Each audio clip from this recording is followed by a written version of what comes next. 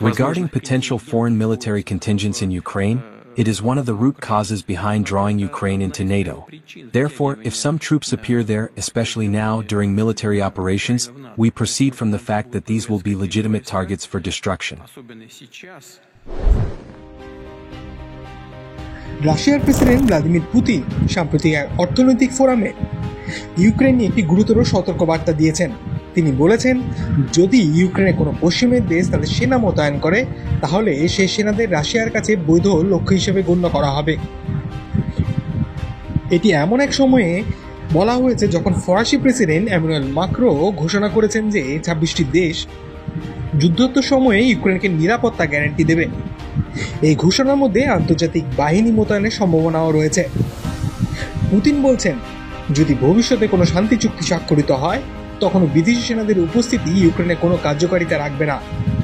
পুতিনের বক্তব্য স্পষ্ট হয়েছে, রাশিয়ার ন্যাটোর উপস্থিতিকে তারা চলমান যুদ্ধের একটি গুরুত্বপূর্ণ হুমকি হিসেবে দেখছে। তিনি সতর্ক করে বলছেন, ন্যাটো বা কোনো পশ্চিমের দেশ যদি ইউক্রেনে পদক্ষেপ নেয়, তবে তা রাশিয়ার দৃষ্টিতে সরাসরি লক্ষ্যবস্তু হিসেবে বিবেচিত হবে। বিশেষজ্ঞরা বলছেন, এই বক্তব্য আন্তর্জাতিক সম্প্রদায়কে সতর্ক করার জন্য দেওয়া হয়েছে। ইউক্রেনে বিদেশি সেনা মোতায়েন করলে রাশিয়ার সঙ্গে সরাসরি সংঘাতের ঝুঁকি বাড়বে। এছাড়া এটি ইউক্রেন নিরাপত্তা পরিস্থিতি আরও জটিল করে তুলতে পারে। পুতিনের সতর্কবার্তা আন্তর্জাতিক রাজনীতিতে নতুন উত্তেজনা তৈরি করেছে। পশ্চিমের দেশগুলোর কাছে এটি স্পষ্ট বার্তা, রাশিয়া তার সীমান্তে ন্যাটোর পদক্ষেপকে মোটেও সহ্য করবে না।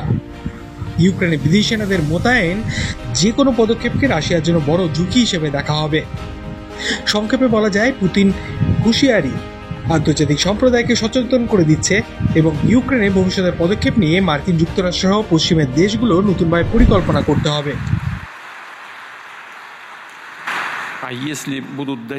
And if decisions are reached that lead to peace, to long-term peace, then I simply do not see any sense in their presence on the territory of Ukraine, full stop. Should such agreements be achieved, let no one doubt that Russia will implement them in full.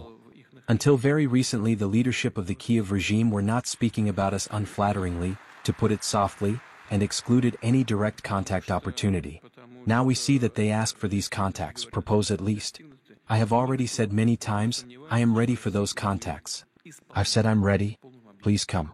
We will absolutely ensure working conditions and safety, 100% guarantee. But when they tell us, we want to meet with you, but you must travel to such and such location, I believe these are simply excessive demands directed at us. I repeat, if anyone genuinely wishes to meet with us, we are ready. The best place for this is the capital of the Russian Federation, hero city of Moscow. Ukraine has set for itself, and continues to pursue the objective of joining the EU.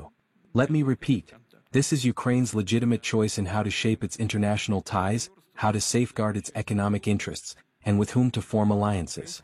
They continue to cling to the prospect of Ukraine joining NATO.